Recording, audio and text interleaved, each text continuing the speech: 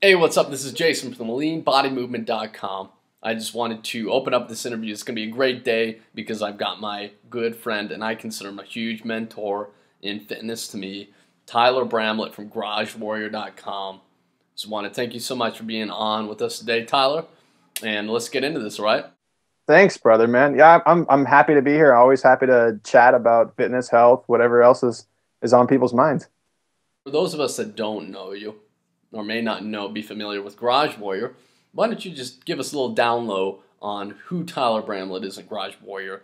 Because I know that you've touched already over hundreds of thousands of people in the past few years and several years through fitness, but especially all over the world.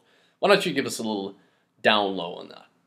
Sure, man. I just do my best to help people look, feel, and perform their best. And usually that means taking them from where they're at and bringing them to where they should be in terms of diet, nutrition, and lifestyle. And over the years, I pretty much operate everything off of a perspective, right? So, instead of starting somebody out and giving them like a book full of all of the nutrition advice they should follow and all of the exercise advice they should follow and all of the lifestyle advice they should follow, if you come see me and you pay my outrageous personal training prices, I'm basically going to tell you this. I'm going to say, drink more water. When you can do that for a week, come back and you'll be good to go. And then when you come to train with me, I'm going to look at your movement. I'm going to focus on the basics. Do you have stability and mobility in the right places? Do you have strength in the basic motor patterns? And then when it comes to diet, I'm going to be like, hey, man, eat more protein for breakfast for the next week. And when you do that for a week, come back to me. So I just try to keep it really basic. And over the long haul, we take people from absolutely nothing and we build them up, make them stronger, make them look better, make them healthier, make them perform better, give them more energy, so on and so forth. So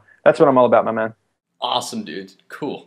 So why don't you, the first big question I have for you is, what is the most common, if you had to pick one most common problem people experience or fall into as a rut when they're trying to get their abs to show, whether that's a 4-pack, 6-pack, ripped, washboard abs, the lines on the side. What is maybe the biggest mistake you see people making?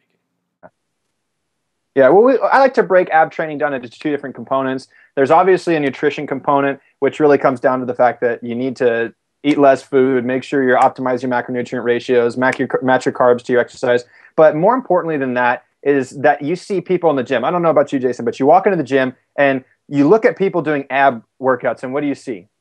You see a bunch of crazy shit out there, right? Where people are doing this on that, and they got a dumbbell and a cable, and one guy's got a pink Barbie dumbbell standing on another guy. I mean, it's just insane. It's absolutely insane what we see with core work. And the reality is your abdominal muscles are the center of your body.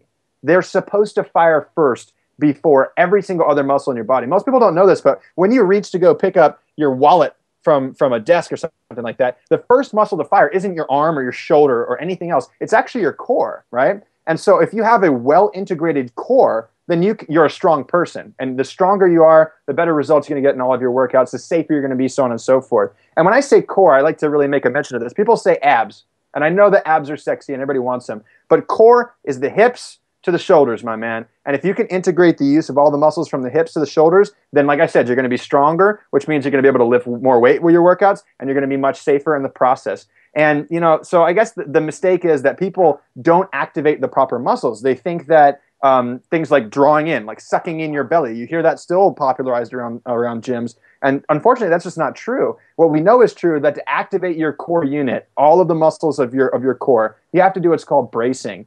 And that's what myself and a guy named Dr. James Vager have been really preaching around lately. And we've been coming up with a system to teach people how to properly brace, and then not only properly brace their core, but then to learn how to use movement while their core is still braced. And this ultimately translates into people following along to the videos that we have, and then being able to lift heavier weights, being able to do more complex bodyweight exercises, and really do all this stuff significantly safer. So that's I think the big mistake is not activating the core muscles properly and really just doing some insane bullshit exercises, man.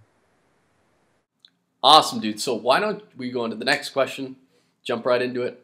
And it is, if there were one tip you could give me, only one, in regards to getting my abs to showing, strengthening, and doing the progressions just like you mentioned, what would that be?